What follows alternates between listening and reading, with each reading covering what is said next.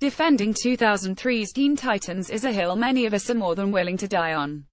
It was a stark and more mature version of teenage heroes Robin, Cyborg, Starfire, Raven, and Beast Boy that filled a similar void to Batman the Animated Series back in 1992. The Teen Titans adventures were loved by critics and fans alike, all the way up to the TV movie series finale Trouble in Tokyo in 2006.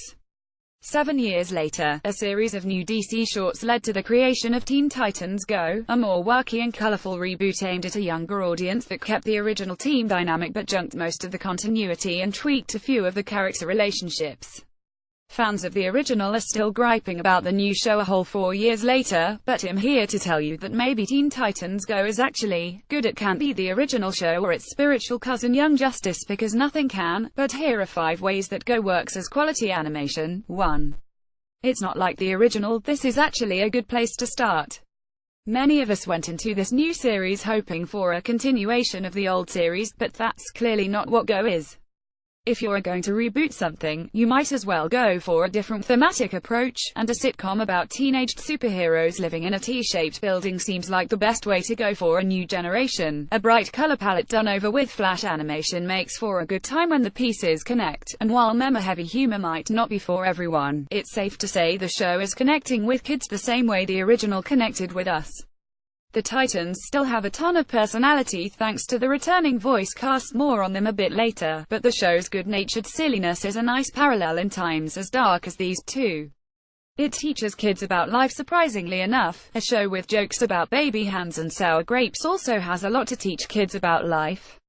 There's episodes that manage to bring the show's zany humor through lessons on equity, 401k management, and history lessons on top of dealing with older siblings, learning to say no, and dating advice.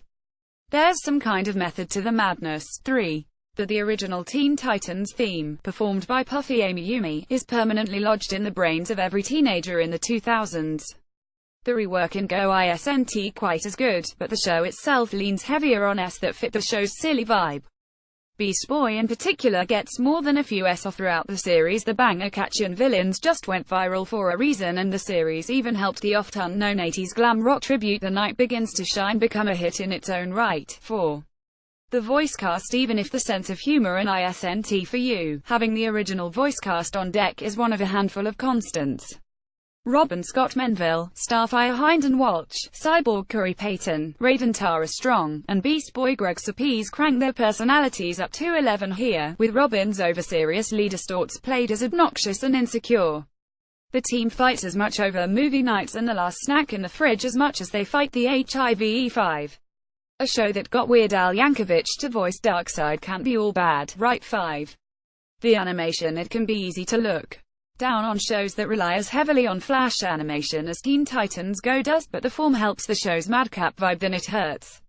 Scenes can jumpy from traditional CELS to cut-out memes, pencil drawings to shoddy 3D effects and even live action in the blink of an eye. It's hardly innovative, but it's hard not to be bowled over by the sheer energy of it all.